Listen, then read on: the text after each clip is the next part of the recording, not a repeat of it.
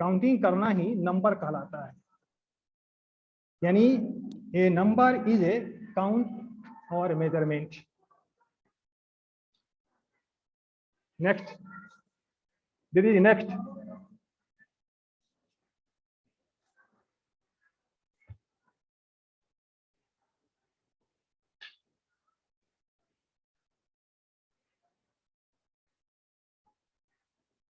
पहला पॉइंट है how maths can be joyful.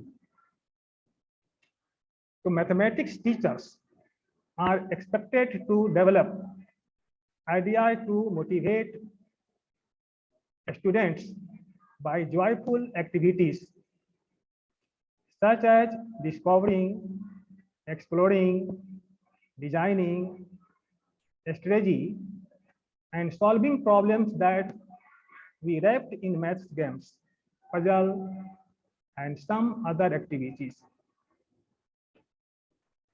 सबसे पहले हम जानते हैं कि बच्चों को मैथ से बहुत डर लगता है, इसलिए पहले मैथ को कैसे हम बच्चों को डर से बचाएं, कैसे बच्चों को डर कैसे नहीं लगे, इसके लिए हम लोग जब क्लास में जाते हैं विभिन्न तरह की एक्टिविटीज करते हैं बच्चों को समझाने के लिए।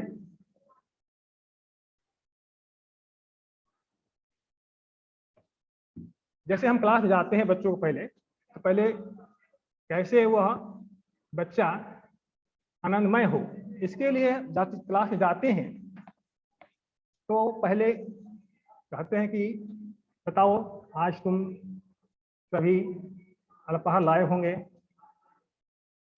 बताओ तुम्हारे अल्पाहार बॉक्स में टिफिन में कितनी रोटियां हैं। कोई भैया कहता है कि मेरे टिफिन में 2 रोटियां हैं। फिर दूसरे से पूछते हैं तुम्हारे टिफिन में कितनी रोटियां हैं, भी कहता है कि 2 रोटियां हैं। पहला कहा कि 2 रोटियां हैं, दूसरा कहा कि 2 रोटियां हैं।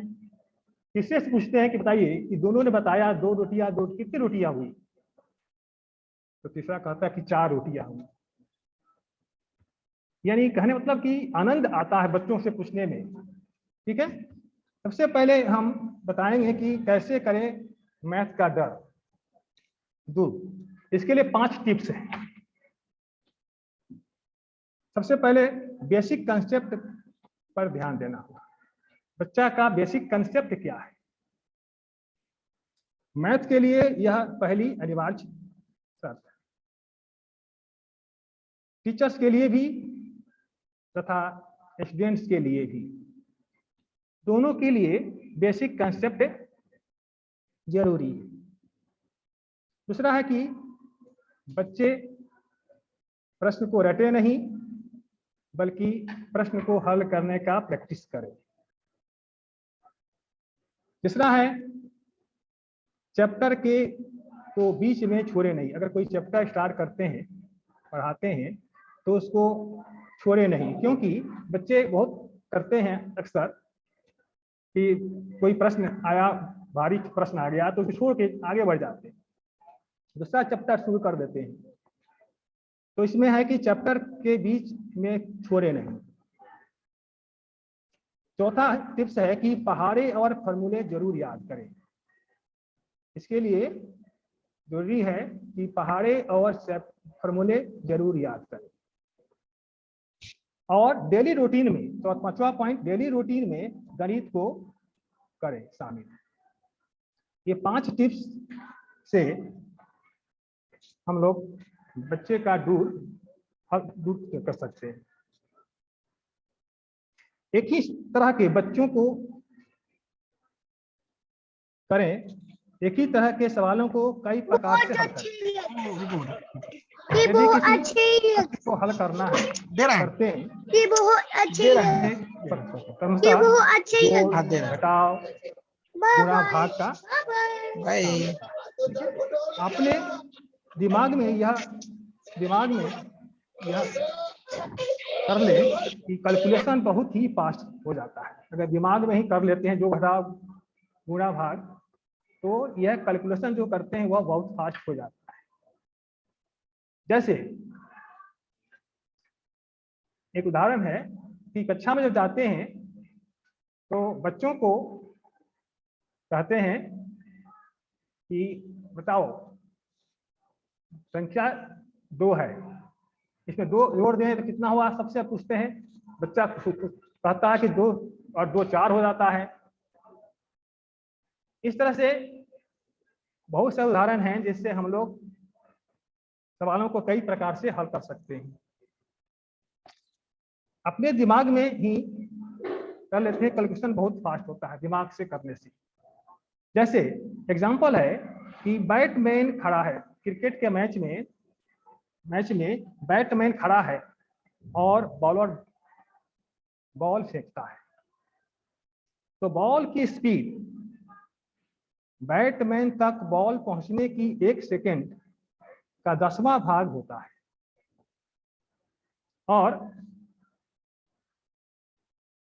गौर करने की बात है कि बैटमैन बॉल की लेंथ और एंगल समझकर स्ट्रोक लगाता है, इतने समय में दिमाग सोचकर एक्शन भी लेता है।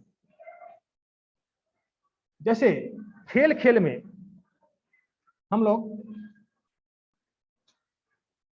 गणित को बहुत हम लोग आनंदमय बना सकते हैं।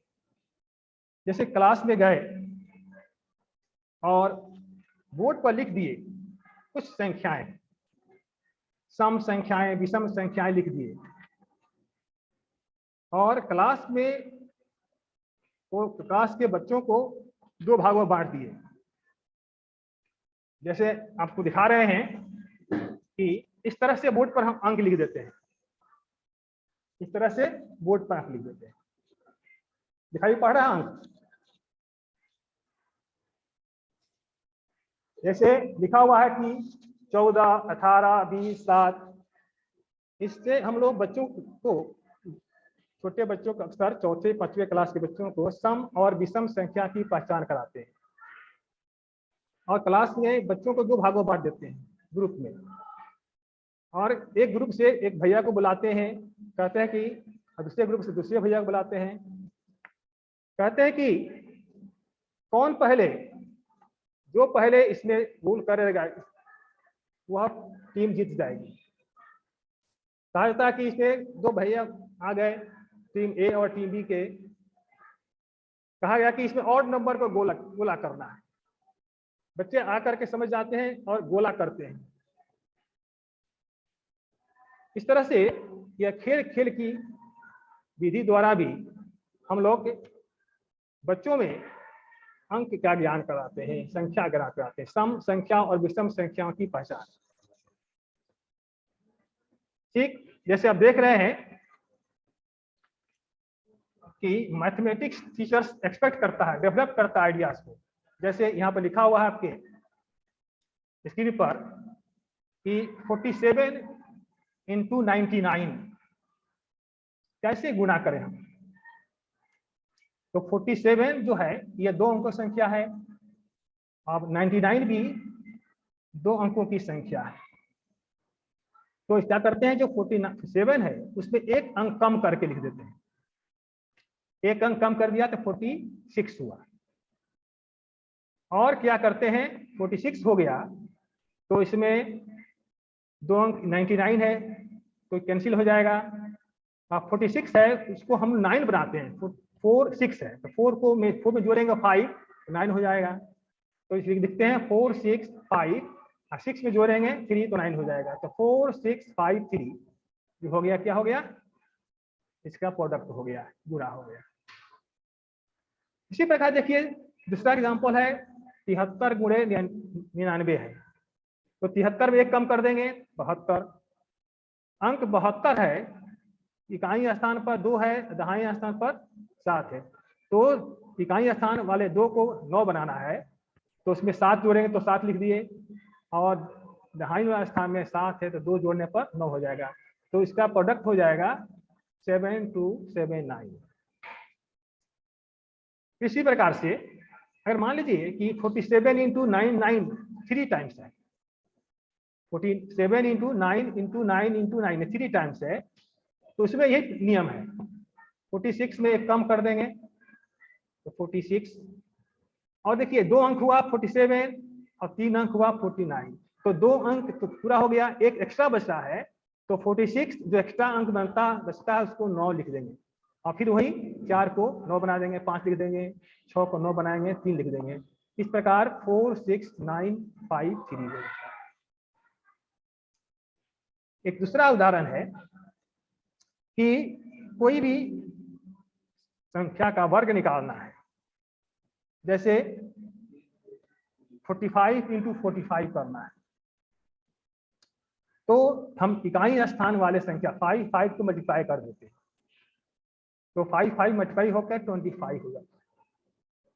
और इधर दहाई पर 4 अंक है, तो 4 में 1 बढ़ा देते हैं, 5 हुआ, और 5 में 4 से गुना कर देते हैं दहाई वाली संख्या, तो 5 चौका 20, तो 45 का जो वर्ग हुआ 20 2025 होता है।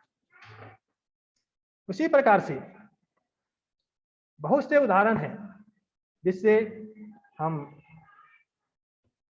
समझा सकते हैं कि कैसे मैथ को हम आनंदमय बना सकते हैं। ठीक है जी, नेक्स्ट करिए।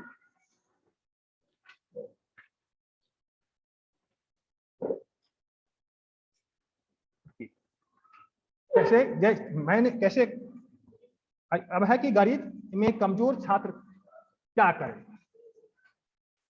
इसके लिए चाहिए कि जानते हैं कि कम प्रैक्टिस गणित में कमजोर और स्लो कैलकुलेशन करने का सबसे पहला और महत्वपूर्ण कारण है।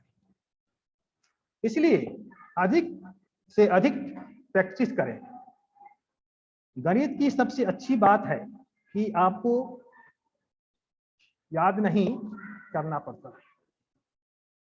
इसे जितना ज्यादा प्रैक्टिस करते हैं उतने बेहतर तरीकों से उसे हल कर पाते हैं। अब बात आती है कि आखिर में कौन सी तरीका है जो गणित को आसान बना देते हैं। गणित में कमजोर छात्रों की यह सबसे बड़ी समस्या होती है कि वह मैथ्स के प्रश्नों को कैसे हल करें, किस तरह वह अपनी कैलकुलेशन का स्पीड बढ़ाएं। दरअसल जब भी गणित का कोई सवाल सामने आता है तो दिमाग पहले की अनुभव के साथ उसे मिलना शुरू कर देता है, और यदि उस तरह का पहले का कोई अनुभव है तो दिमाग उसे मिलाने की कोशिश करता है और निष्कर्ष तक पहुंचने के लिए प्रेरित करता है, जिस कारण हम उसके समाधान तक पहुंच जाते हैं।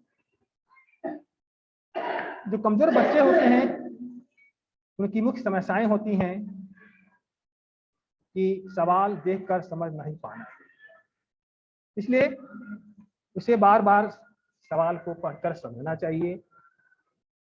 दूसरी बात, सवाल हल करते समय असंख्य गलतियां करता है, इस पर ध्यान रखना चाहिए कि वो गलतियां कम करें।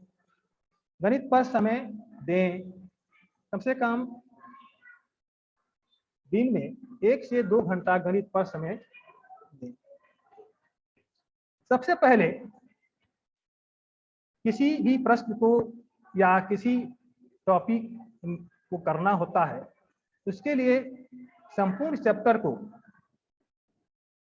ग्रुप और उसके टाइप में बांट देना चाहिए। संपूर्ण जो है, जो टॉपिक है, उसको चैप्टर वाइज, ग्रुप वाइज जो है बांट देना चाहिए। और प्रश्नों को हल करने के लिए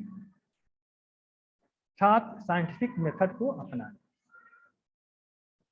गणित समझने के लिए कोई नया तरीका अपनाएं।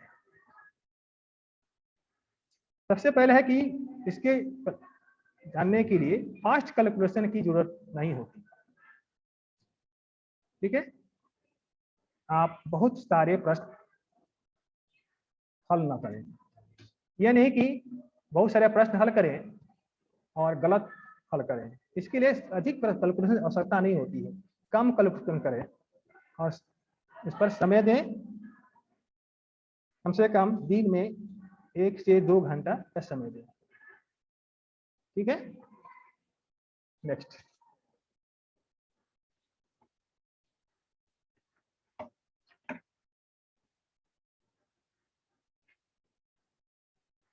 How maths can be interesting. दूसरा पॉइंट है how maths can be interesting in cooperating activities like games, music and art. To make maths fun, field subject, a few strategies should be adopted which will basic to and motivate students to take up maths. यानी हम math को कैसे interesting बना सकते हैं। इसके लिए हम एक उदाहरण लेते हैं कि कोई प्रश्न होता है जिसमें बहुत सारे ब्रैकेट का उपयोग होता है। इसमें प्लस, माइनस, गुणा भाग का उपयोग होता है। तो इसके लिए सबसे पहले हमको समझना होगा कि इसमें सबसे पहले बोर्ड मास का नियम क्या है। बोर्ड मास का रूल जैसे बी से ब्रैकेट, ओ ऑपरेशन, डी डिवीजन, एम मतलब मल्टीप्लिकेशन, ए एडिशन और लास्ट में एस सब्ट्रैक्शन होता है। ब्रैकेट बहुत सारे ब्रैकेट होते हैं जैसे line bracket, small bracket, curly bracket जिसको हम फ्लावर ब्रैकेट से नाम जानते हैं, बिग ब्रैकेट। तो इस तरह के प्रश्न हमारे पास हैं। तो सबसे पहले हम लाइन ब्रैकेट का काम करते हैं, रेखा कोष्ठक। उसके बाद छोटे ब्रैकेट का काम करते हैं। उसके बाद कर्ली ब्रैकेट को बताते हैं, उसका काम करते हैं। बिग ब्रैकेट का काम करते हैं। तत्पश्चात उसमें देखते हैं कि डिवीजन का साइन कहाँ है, तो डिवाइड का काम करते हैं। इसके बाद मल्टीप्लिकेशन का काम करते हैं, एडिशन का काम करते हैं और लास्ट में सब्ट्रैक्शन का काम करते हैं। छोटे बच्चों को समझाने के लिए, छोटे छोटे प्रश्न समझाने के लिए हम लोग मैथ में यूनिटी मेथड, एक नियम का भी प्रयोग करते हैं। जैसे कहते हैं कि यदि मान लीजिए कि किसी 5 कलम का कॉस्ट 25 रुपया है, तो 2 कलम का कॉस्ट कितना होगा। सबसे पहले हम लोग 5 कलम का मूल्य पता है 25 रुपया है, तो 1 कलम का मूल्य निकालते, एक कलम का मूल्य निकालते हैं, तो 1 कलम का मूल्य हो जाता है 25/5। तो 25 में 5 से भाग करते हैं तो होता है 5 रुपये। तब कहते हैं कि 2 कलम का मूल्य क्या होगा, तो 2 से मल्टीप्लाई करते हैं 5 में, तो 2 × 5 = 10 रुपया। लड़का बता देता है कि 2 किलोग्राम का दाम निकाल लेता है। ठीक है, हम दूसरा उदाहरण लेते हैं। यदि 8 किलोग्राम चावल का कॉस्ट है 320 रुपया है, 320 रुपया है, तो 1 किलो का कॉस्ट कितना होगा, तो हम लोग 320 में 8 से भाग देते हैं। तो 8 से भाग देते हैं तो उसका भागफल 40 आता है, 40 रुपया होगा। तो पूछते हैं कि 2 किलोग्राम चावल का दाम कितना है, तो 2 से इससे मल्टीप्लाई करते हैं। ठीक है, तो इस तरह से हम 2 किलोग्राम चावल का दाम निकाल सकते हैं। अब बात आती है कि इसमें मैथ्स को इंटरेस्टिंग बनाने के लिए इसमें साइन का ध्यान देना पड़ता है, जैसे माइनस प्लस। तो अगर माइनस माइनस को जोड़ते हैं तो माइनस साइन होता है। माइनस मतलब कर्ज, और फिर माइनस कर्ज मानी हमने कर्ज लिया फिर कर्ज लिया तो कर्ज हो गया, यानी 2 रुपया कर्ज लिया फिर 2 रुपया कर्ज लिया, तो माइनस दो मिल करके -4 होता है। इस क्रम में माइनस माइनस जोड़ने पर माइनस होता है। फिर माइनस प्लस जोड़ते हैं, यदि माइनस का साइन बड़ा होता है तो उसका रिजल्ट माइनस होता है, यदि प्लस का साइन बड़ा होता है तो उसका रिजल्ट प्लस में होता है। लेकिन जब हम इसको मल्टीप्लाई करते हैं, गुणा करते हैं, तो माइनस माइनस प्लस हो जाता है, माइनस प्लस माइनस होता है, प्लस प्लस प्लस ही होता है, लेकिन प्लस माइनस माइनस। अब जरा हम विचार करते हैं एक पैटर्न पर, जैसे लिख दिए बोर्ड पर 2 4 6। बच्चों से पूछे कि बताइए इसमें कितना का गैपिंग है। बच्चा बताता है कि 2 के बाद 4, इसमें 2 का गैपिंग है। 2 2 4, 4 में 2 जोड़े 6 हो गया। अब पूछते हैं कि इसके बाद क्या होगा। बच्चा तुरंत बताता है कि 6 में 2 जोड़ेंगे तो 8 हो जाएगा, 8 होता है। 8 में क्या जोड़ेंगे, उसके बाद क्या होगा, 8 में 2 जोड़ने पर 10 होता है। तो मैथ को इंटरेस्टिंग बनाने के लिए हम कुछ पैटर्न का भी उपयोग कर सकते हैं। तो यह है मैथ को कैसे इंटरेस्टिंग बनाया जाए, इसके लिए कुछ टिप्स हैं। टिप्स क्या है, पॉजिटिव सोच होना चाहिए। दूसरा है कि मैथ को प्रैक्टिस करें बनाने। तीसरा, play with relative, play with रिलेटेंट रिलेटेड टू गेम्स। हम लोग उसको हमको प्ले करें, गेम्स के साथ जोड़ें उसको। Use math tricks, math trick का उपयोग करें। टेबल लर्न करें एंड कैलकुलेशन करें। Ask questions teachers to help, question पूछें, टीचर्स का सहायता लें। ऐसा नहीं समझें कि मैथ जो है बहुत कठिन है। मैथ जो है फोबिया नहीं है, but math is a interesting subject. Math एक जो है सब्जेक्ट है। जैसे पॉजिटिव सोच, प्रैक्टिस करना, play with relative games, use math trick. जैसे कुछ ट्रिक है मैथ के, जैसे हम कहते हैं कि 109 में 109 से गुना करें, तो लगेगा कि यह बहुत बड़ा हो गया। लेकिन 109 में 109 से गुना करते हैं तो हम लोग क्या करते हैं, इकाई स्थान 9 है, इसको गुना करें तो 9 9 81 लिख देंगे। और फिर क्या, 109 गुना करना है तो 9 9 81 हो गया, और 109 में 9 जोड़ दिए। योर इंटरनेट कनेक्शन क्या हो गया देखिए, ठीक है। तो क्या होगा, 109 9 के 118 हो गया, तो इसका प्रोडक्ट हो जाएगा 118 81 हो जाएगा। जैसे बता रहे थे 105 में 105 से गुना करते हैं तो इकाई स्थान में 5 है तो 50 25 हो गया, लिख दिए। और 105 में 5 जोड़ दिए तो 110 हो गया, 110 25। इस तरह से बच्चों को ट्रिक से अगर दें गुणा भाग करने का तो इससे मैथ में इंटरेस्ट बढ़ता है। दे दीजिए नेक्स्ट।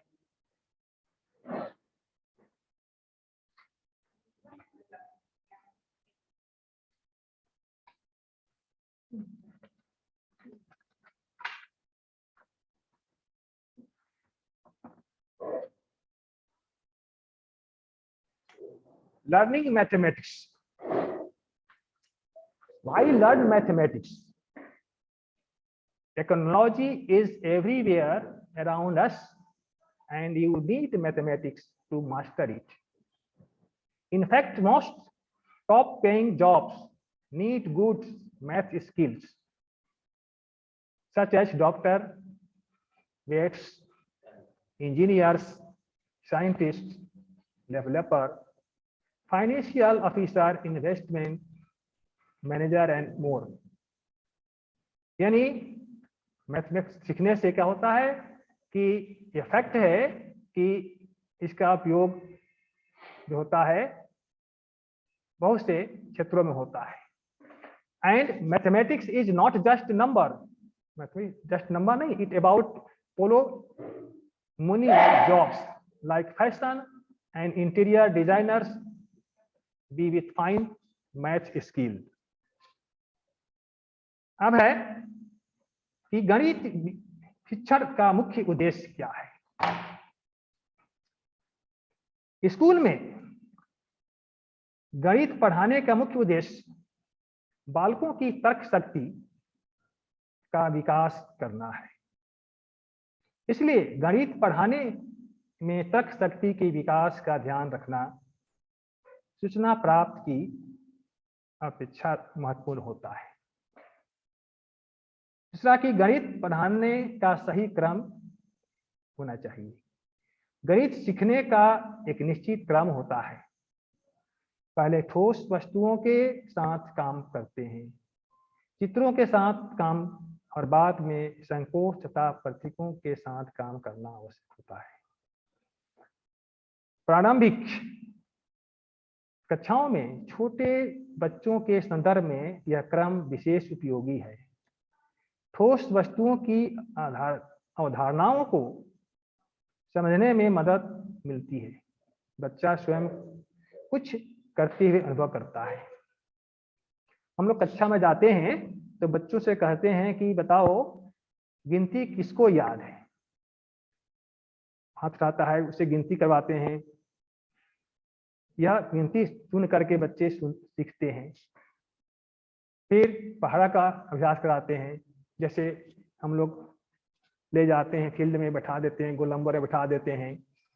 बच्चा जो है गोल नंबर का खेल खिलाते हैं और बच्चा रुमाल लेकर दौड़ता है और पीछे गिरा देता है इसके, वह उठ करके दौड़ता, फिर नहीं कर पाता है तो उसको बीच में लाते हैं। कहते हैं कि क्या बताओ तुमको पहाड़ा 5 से 10 के बीच में कोई याद है, सुनाओ। तो सुनाना शुरू कर देता है।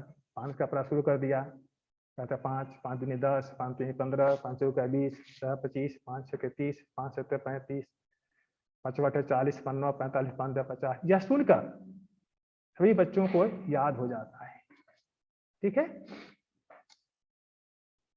अब है कि गणित सीखने सिखाने के विविध संसाधन कौन कौन से हैं। गणित सीखना सिखाना विचारों को मात्राओं में दर्शाने का, गणित की प्रकृति पर निर्भर करता है। प्राथमिक स्तर पर गणित सीखने सिखाने की प्रक्रिया है। इस स्तर पर सीखने सिखाने की प्रक्रिया निम्न है, अनुभव तथा भाषा पर होती है। अब है कि छोटे बच्चों को गणित कैसे सिखाएं। बच्चों की समझबूझ बड़ी तेज होती है, इसलिए उन्हें खेल खेल में गणित सिखाने की कोशिश करें। उन्हें छोटे छोटे काम बताएं जिसमें जोड़, घटाव, गुणा, भाग जैसी चीजें शामिल हों। अंकों की जानकारी देने के लिए शतरंज जैसे खेल खेलें। आजकल कंप्यूटर पर ऐसे बहुत से एप्लीकेशन हैं जो इसमें आपकी बहुत मदद कर सकती है। तो इस तरह से बच्चों को हम गणित सिखा सकते हैं। अब है कि गणित की प्रमुख शिक्षण विधि कौन सी है। गणित की मुख्यतः कुछ शिक्षण पद्धतियां हैं। जैसे 1 नंबर में आगमन विधि, इसको इंडक्टिव मेथड कहते हैं। निगमन विधि, डिडक्शन मेथड। तीसरा विश्लेषण विधि, एनालिटिकल मेथड। चौथा संश्लेषण विधि, सिंथेसिस मेथड। प्रयोगशाला विधि, लैब और लेबोरेटरी मेथड। अनुसंधान विधि, ह्यूरिस्टिक मेथड। समस्या समाधान विधि, इसको प्रॉब्लम सॉल्विंग कहते हैं। 8वां प्रयोजन, प्रोजेक्ट विधि, 9वां व्याख्यान विधि लेक्चर मेथड, 10वां विचार विमर्श विधि डिस्कशन मेथड। अब है कि एक एक करके समझेंगे कि आगमन विधि इंडक्टिव मेथड क्या है। यह विधि निम्न कक्षाओं के लिए बहुत उपयोगी है। सूत्र की रचना के लिए सर्वोत्तम विधि है। इससे हम सूत्र की रचना करते हैं, फॉर्मूला का फॉर्मेशन करते हैं। विषय वस्तु से संबंधित उदाहरण दिए जाते हैं। उदाहरणों के आधार पर नियम स्थापित किए जाते हैं। यह छात्र केंद्रित विधि है। यह विधि ज्ञात से अज्ञात की ओर ले जाती है, स्थूल से सूक्ष्म की ओर, सरल से कठिन की ओर सिद्धांतों पर कार्य करती है। जैसे हम लोग कहते हैं कि कोई बच्चा दो ले लेते हैं, बच्चा क्लास जाते हैं तो कहते हैं कि बताइए यह पैटर्न दिया हुआ है 2, 4, 6, 8, इस पैटर्न के 8 के बाद कौन सा अंक होगा। तो यह अज्ञात को ज्ञात करता है, यानी उसका बताता है कि इसमें अंतर 2 है तो उसके बाद वाला 8 के बाद 2 होगा। दूसरा विधि है निगमन विधि, डिडक्टिव मेथड। यह एक अनुसंधान विधि है जिसमें जटिल से सरल, उल्टा निगमन का यह उल्टा है, जटिल से सरल की ओर, अज्ञात से ज्ञात की ओर तथा निष्कर्ष से अनुभव की ओर चलते हैं। जैसे चौथा है संश्लेषण विधि, सिंथेसिस मेथड। अनेक को एक करना, विधियों का उपयोग करके हम लोग प्रश्न को हल करते हैं। जैसे हम उदाहरण लेते हैं विज्ञान से। यदि ऑक्सीजन गैस और हाइड्रोजन गैस लेते हैं, ऑक्सीजन और हाइड्रोजन मिलकर क्या बनाते हैं, जल बनाते हैं, H2O, हाइड्रोजन H2 और O2 मिलकर के बनाते हैं H2O बनाते हैं। जैसे हम लोग उदाहरण लेते हैं कि हिंदी में एक वर्णमाला के कुछ लेते हैं, वर्णमाला को एक वर्णमाला को जोड़ते हैं दूसरे वर्णमाला से तो शब्द बनता है, यानी शब्द का ज्ञान होता है। उसके बाद शब्दों को मिला करके क्या बनाते हैं, वाक्य बनाते हैं। यानी यह जो है संश्लेषण विधि जो है वह अनेक को एक करता है, 1, 2, 4 को एक साथ जोड़ता है। यह जो है गणित विषय की पाठ्य पुस्तक लिखी जाती है इससे, ठीक है। इससे जैसे मान लीजिए कि एक वृत्त दिया हुआ है, इसकी त्रिज्या दी हुई है, तो इसका परिमाप क्या हो सकता है, तो हम निकाल सकते हैं कि इसका परिमाप जो होता है 2πr होता है, यानी इसके सर्कमफ्रेंस यानी परिमाप जो होता है 2πr, रेडियस इसका दिया हुआ है 9, तो 2πr के सूत्र से इसको निकाल देते हैं। तो यह तरीका हुआ सरल एवं सुविधाजनक विधि। दूसरा है कि अगर दिया हुआ कि कोई रेक्टेंगल दिया हुआ है, उसका पेरीमीटर निकालना है, उसका एरिया निकालना है, तो रेक्टेंगल का पेरीमीटर जानते हैं कि the sum of all outer boundary, उसका बाउंड्री का सम, 2 लेंथ होता है 2 ब्रेथ होता है, तो 2 लेंथ प्लस 2 ब्रेथ यानी 2 कॉमन निकालते हैं तो 2 × L + B होता है, यानी इसका पेरीमीटर 2 × लेंथ प्लस ब्रेथ। यदि इसका एरिया निकालना है तो एरिया होता है रेक्टेंगल का लेंथ × ब्रेथ होता है। तो इसमें हम लोग सूत्र को याद रखते हैं तो ये निकलता है। यह है दोष है इसमें डटने की प्रवृत्ति बढ़ती है। नवीन ज्ञान अर्जित अस्थायी होता है। नवीन ज्ञान अर्जित जो होता है अस्थायी होता है। इसका पांचवा प्रश्न है, पांचवा विधि है प्रयोगशाला विधि।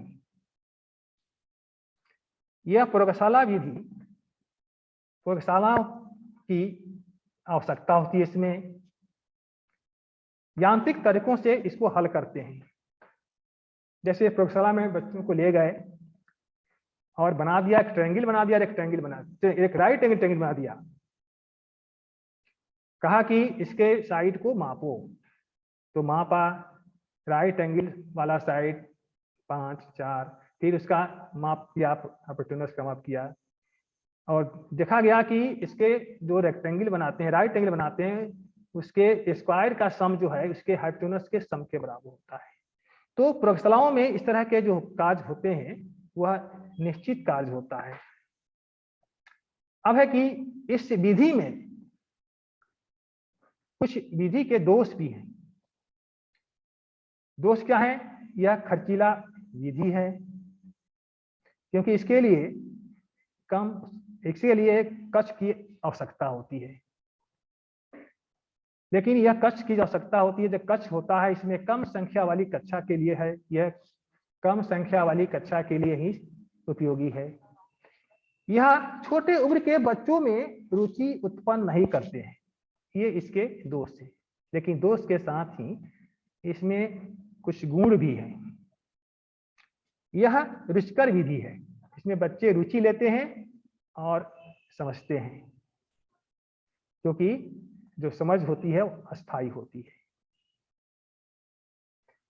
अस्थायी अधिगम का स्रोत है, यानी ऐसा स्रोत है जिसमें बच्चे के दिमाग में अस्थायीपन, यानी उसमें बात समझ में आती है। तर्क क्षमता का निगमन क्षमता का विकास होता है, रचनात्मकता का विकास होता है। ये सारी इसकी गुण हैं। अब है इसका दूसरा विधि, छठा, अनुसंधान विधि, जिसको हम लोग ह्यूरिस्टिक मेथड से जानते हैं। ग्रीक शब्द से लिया गया है। इसका अर्थ है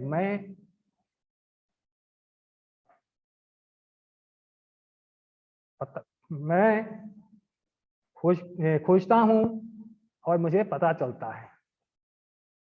आई फाइंड, आई डिस्कवर्ड। बच्चों को खोजकर्ता के रूप में रखा जाता है और यह विधि छात्र को आत्मनिर्भर व स्वतंत्र बनाती है। इस विधि का जो है डिस्कवर करने वाले आर्मस्ट्रॉन्ग द्वारा यह विधि दी गई।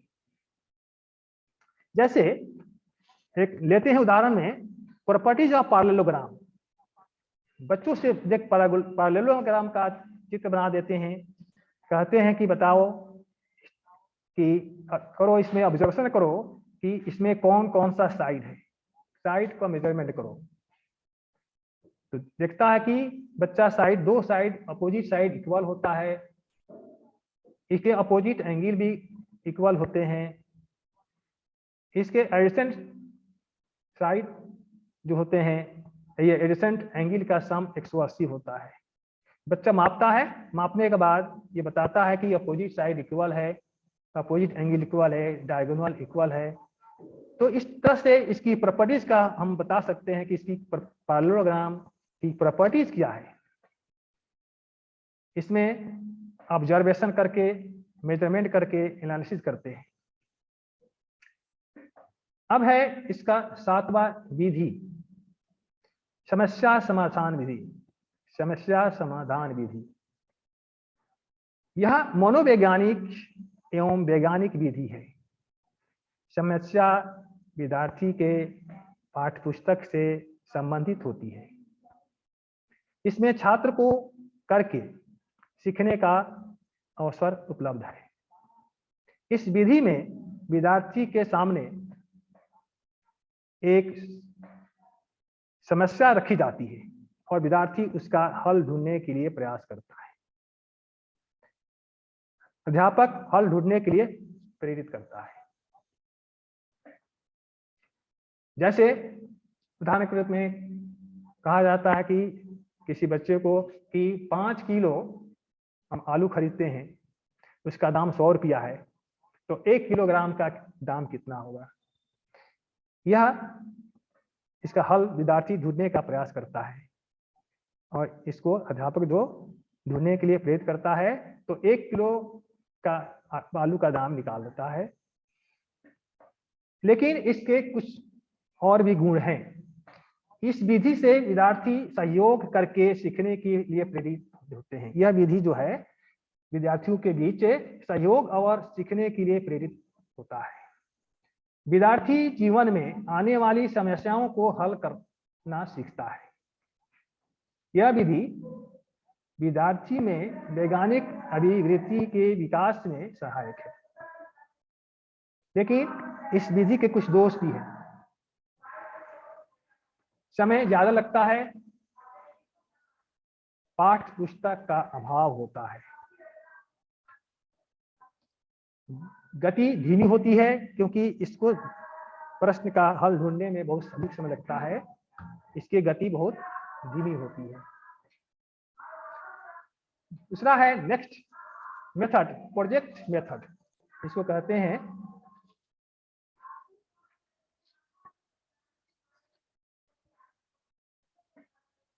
परियोजना विधि। Project method based on Johns Davis के अनुसार basic principle of project method क्या है? Learning by doing, learning by living, children learn better through association, cooperation and activity.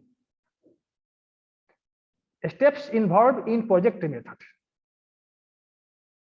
providing, creating the situation, proposing and choosing the project, तीसरा planning the project, execution of project, evaluation of project, recording of project।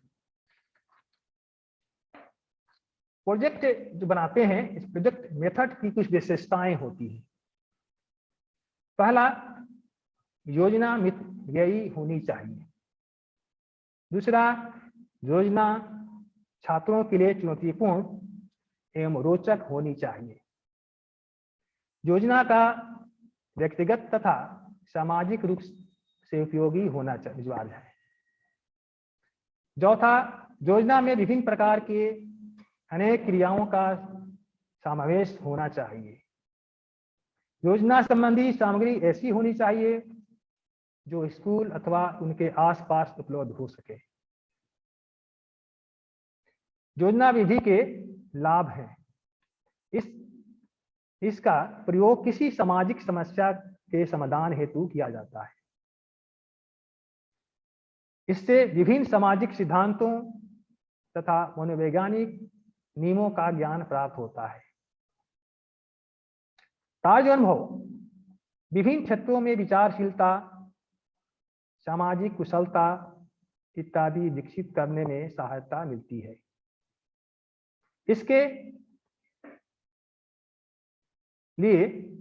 इसके द्वारा जीवन से संबंधित वास्तविक समस्याओं का उद्देश्यपूर्ण ज्ञान प्राप्त होता है। चौथा है, मितव्ययिता तथा प्रभावशीलता की दृष्टि से अधिक प्रभावशाली बनाया जा सकता है।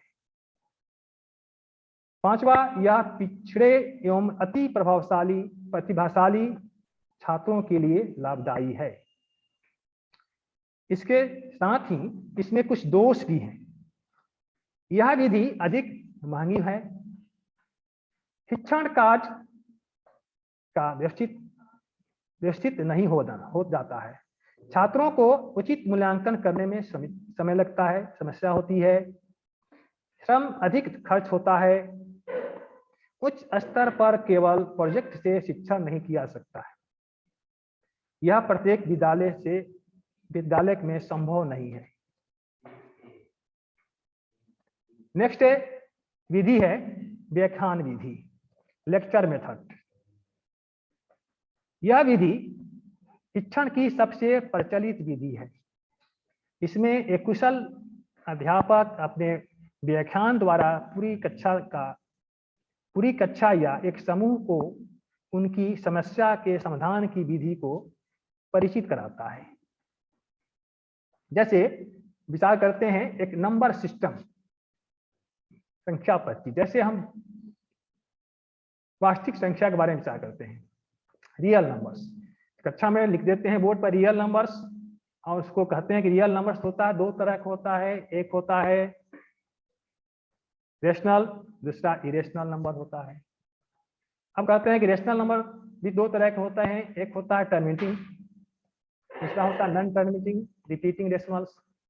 टर्मिनेटिंग मतलब होता है कि जिसका डेसिमल एक्सपेंशन करने पर वह नंबर कट जाए, डेसिमल हो जाए।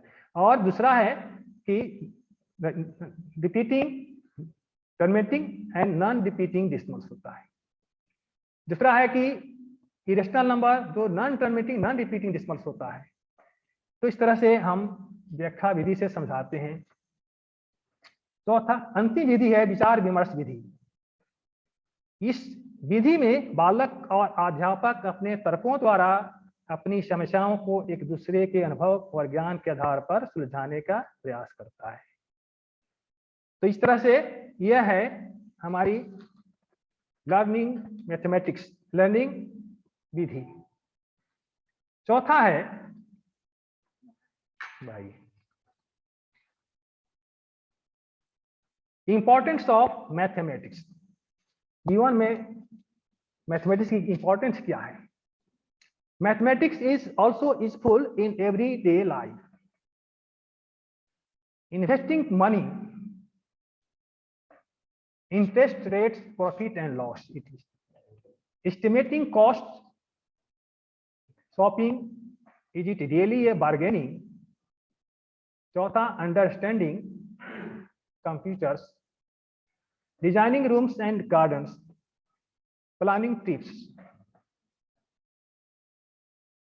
इसमें इन्वेस्टिंग मनी इसका अर्थ होता है कि कितना हम इन्वेस्ट करते हैं किसी परियोजना में। यदि मान लीजिए कि किसी की वस्तु की कीमत 100 रुपया है और अनुमानित लागत 80 रुपया है,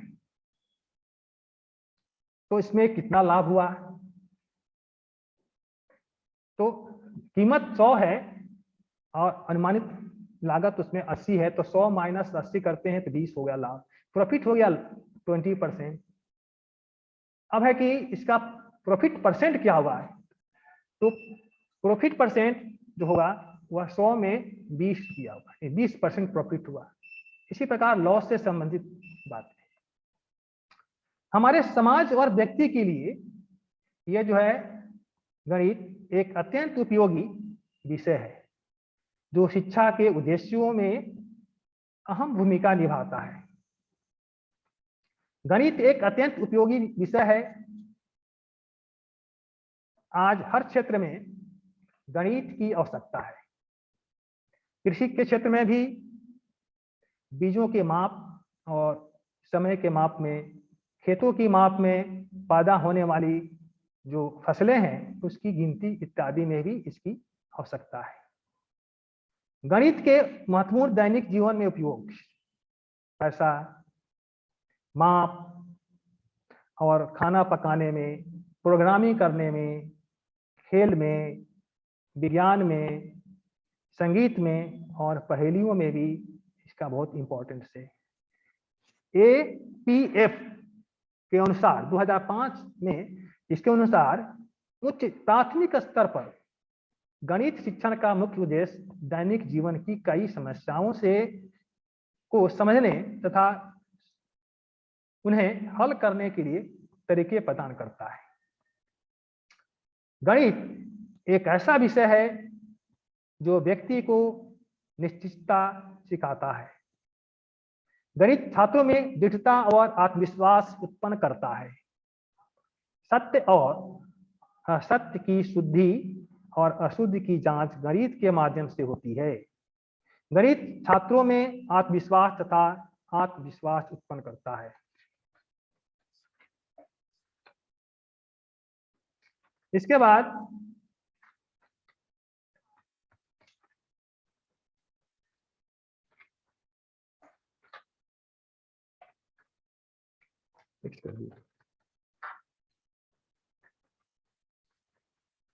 फियर ऑफ मैथ्स,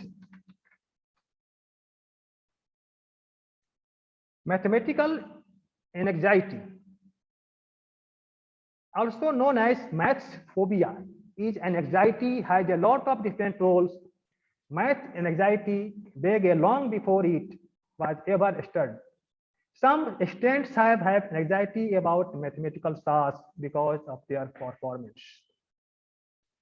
अब है कि मैथ में बच्चों को बहुत डर लगता है, तो बच्चों में डर कैसे दूर करें, इसके लिए फॉर्मूला याद नहीं होता है।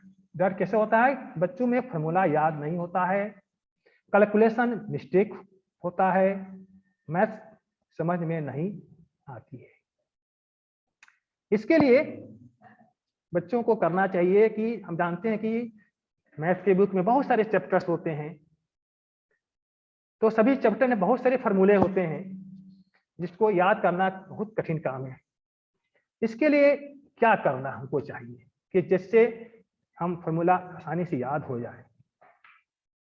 सिलेबस फॉर्मूला जो है याद करने का ट्रिक क्या है, इसके लिए चैप्टर चुने। जैसे पहला चैप्टर लिए, उसमें जितने भी पहले चैप्टर में जितने सूत्र हैं उसको एक पेज पर लिखना, एक पेज पर लिखना।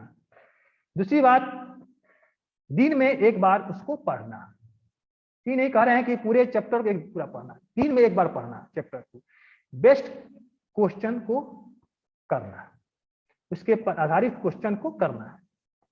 ये क्रियाएं एक चैप्टर में यदि 7 दिन किया जाए, 7 दिनों तक इसका अनुकरण किया जाए, तो ये सूत्र आसानी से याद हो जाते हैं। फिर अगले 7 दिन में दूसरे चैप्टर कर सकते हैं। तो इस तरीके से हम लोग फॉर्मूले को याद कर सकते हैं।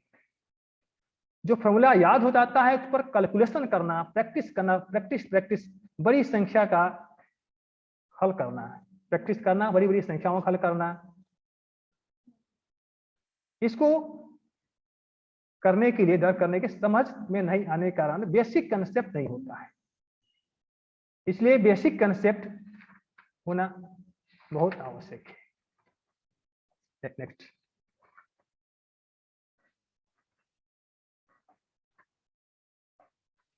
What is fear of maths called? Number phobia arithmophobia in mathematics anxiety is an anxiety disorder where the condition is fear of dealing with number of mathematics. तो बहुत से ऐसे फोबिया हैं जिसके कारण जो होता है बच्चों में डर बना रहता है। इसको दूर करने के लिए बताया गया, पहले बताए हैं कि कैसे मैथ को का डर दूर कर सकते हैं। Next,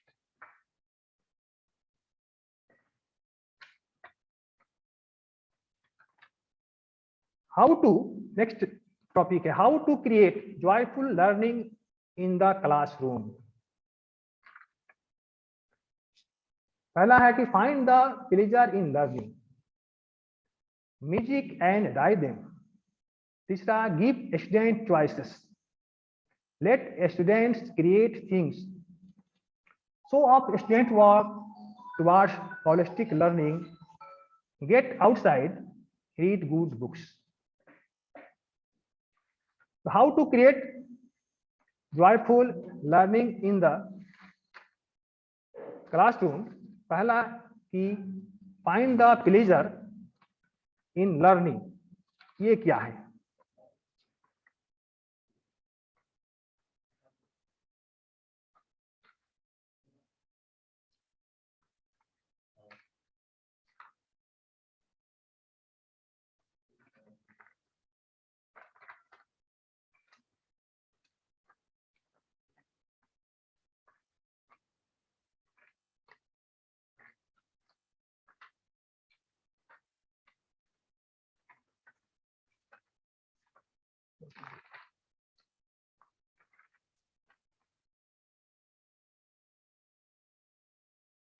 music and राइदम।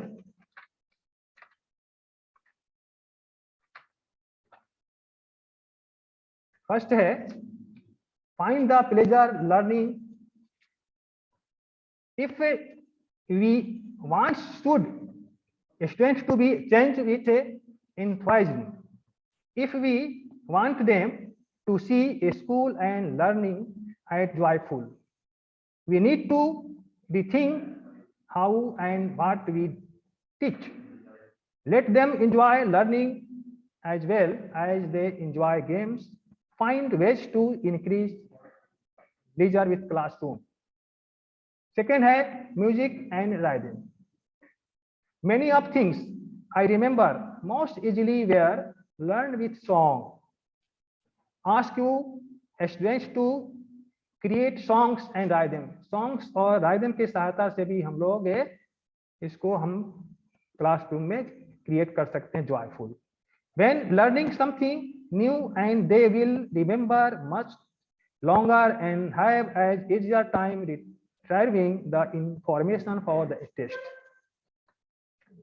Joy for 3. Give student choices. I tell my students to decide on the topic they want to study for that week, and then an expert they will teach the next week. Try this in your classroom. Next, let students create things. People like to create things. The list of what students can create across the curriculum is virtually limitless. Newspapers and magazines, stories, pictures, books, posters, PowerPoint presentation, interviews, oral, stories, model diagram, blueprints, and floor plans, play and role plays, mock trials, photographs, painting, songs, surveys, graph, documentary, and videos, etc. Joy number 5. Show off students' work. I tell my teachers, education students that it's walls of their classroom should speak to people. They should say exactly what goes on the space throughout the school day. I can tell what teachers value of simply walking into their classroom and looking at the walls. Towards joy number 6, towards holistic learning. The new challenges that we face in the 21st century with the advent of information technology necessitate a systematic change towards a model of holistic learning that is experimental and linked to real life situation. Find the situation that help students in cooperation, but they learn in their everyday lives. Next 7, get outside. We adults know all too well that fresh air, trees, and sunny day can do miracle for the human spirit. It is delightful for a student to sit under a tree and read for a class to sit in a circle on the grass and take ecosystem are all around us. Last, read good books. Everyone loves a good story. All students enjoy a good story, so allow books beyond your text simply for the sake of students' enjoyment. Teaching as a joyful experiences. A teacher is like a candle who burns itself to give light to others. I will not able to thank my teachers enough. Next.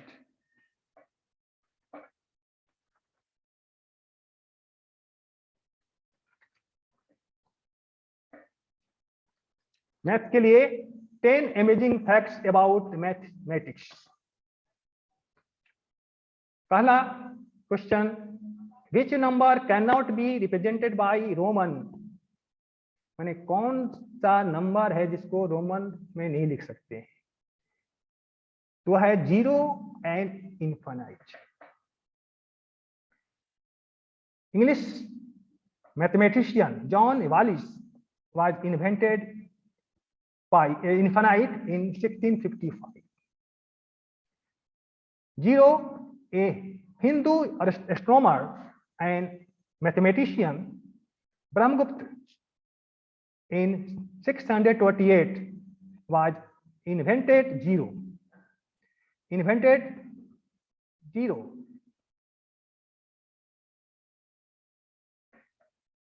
Next questions, what is icosagon? यानी ये polygon जिसके side 20 side होते हैं.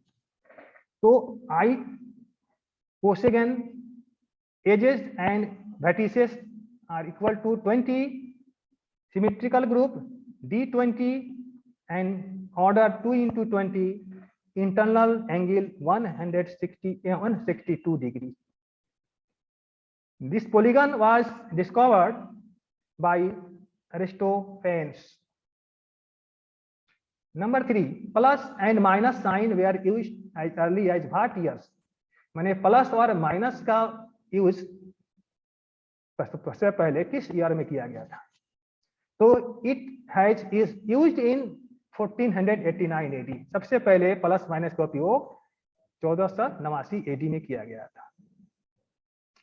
Among all the shapes, it's the same perimeter which shape has the largest area. कौन सा shape और same shape है जिसका पेरीमीटर जो होता है और उसका जो एरिया जो लार्जेस्ट होता है?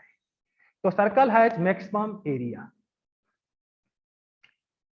नेक्स्ट है which is the only number with letters in alphabetical order?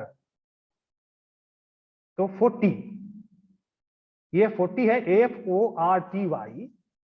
F के बाद O के बाद R और T के बाद Y. ये जो है लेटेस्ट होता है, ऑर्डर में होता है. नहीं 40 नंबर इसका अल्फाबेटिकल जो ऑर्डर होता है वह ऑर्डर में होता है. नेक्स्ट है 6. Which number in the English language is the spell with the same number of letters as the numbers itself? कौन सा इंग्लिश का लैंग्वेज है लिखते हैं जिसको हम लोग लिखते हैं इसका नंबर भी सेम होता है? जैसे 4 AFOER. इसमें लेटर है 1 2 3 4 AFOER. ये संख्या 4. 7. Opposite sides of dice always add up to what number? कोई डिस्क है, डाइस है, तो उसके अपोजिट साइड का नंबर का सम कितना होता है? जैसे उसमें अंक होते हैं 1 2 3 4 5 6. तो 1 का अपोजिट होता है साइड 6, 2 का अपोजिट साइड 5, 3 का अपोजिट साइड 4 होता है. तो इस सबको जोड़ने पर 3 + 4 यानी 7, 2 + 5 7, 1 + 6 7, यानी इसका सम जो होता है 7 होता है. Opposite sides of dice always add करने पर इसका सम 7 होता है. अब है कि what is the origin of calculator?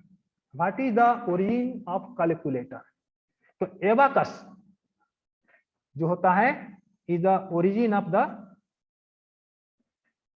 Calculator. Full is this invented by Tim Cranmer इसके इन्वेंटर हैं. फुल फॉर्म ऑफ एबाकस होता है इज इवेंटमेंट beats addition and educational unity. Also system it is called a country frame.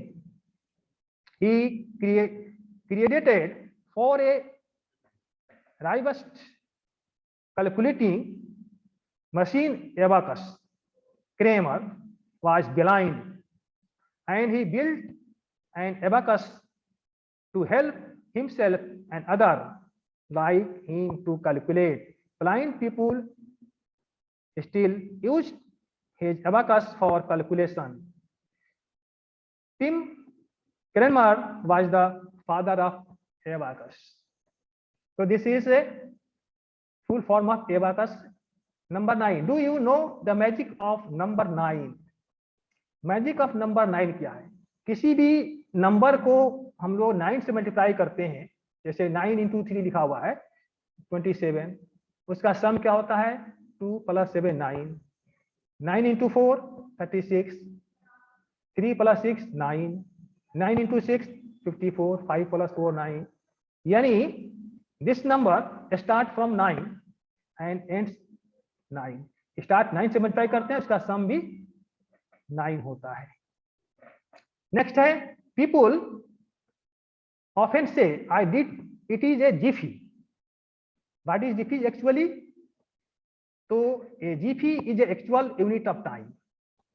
Zifi is a actual unit of time for 1/100th of a second. Next.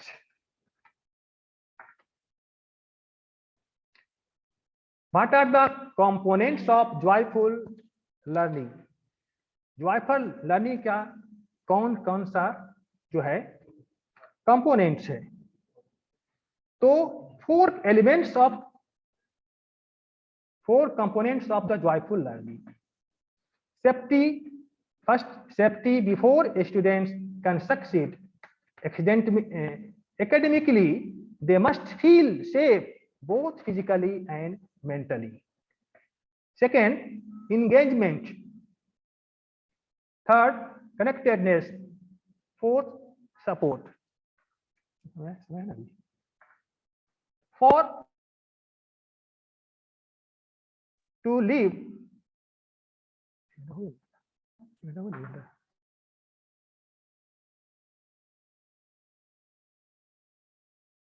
supported in their classrooms and schools. These conditions for learning are the elements of a school climate that students experience personally. They contribute to student academic achievement and success and are associated with improved grades and test scores. A strong attendance, positive relationship between students and adults and their peers, and minimum engagement in risky behavior according to the school discipline consciousness report also show that a positive school climate of which the conditions for learning are a critical part can narrow achievement gaps. Safety. Before students can be succeed academically, they must feel safe both physically and mentally. Safety extends beyond the physical well-being of students. To have a safe learning environment, students must feel welcome, supported, and respected. However, school discipline, policies, and codes of content do not always support a positive school climate. Second components are engagement. Recent Gallup data shows a troubling trend as students more thought the K-12 education system. They become increasingly less engaged. By the time students reach 11th to 12th grades, only on 1/3 of students report feeling engaged. Next, number 3, connectedness. Students must feel connected to teachers, staff, and other students. Schools can nurture this connection by focusing on students' social and emotional learning. TEL helps students understand and manage their emotions and interaction with others and build the skills necessary to communicate and resolve conflicts. Last, support. Students must supported by all those connected to them learning experiences. This include teachers, classmates, administrators, family and community members. These parties should share an understanding of what positive school climate at the school and classrooms look like, so they can work together towards the common goal. School leaders can engage community members, teachers, students, and parents in school climate improvement, work through conservation, meeting, saving, and creating a school community partnership. Thanks you.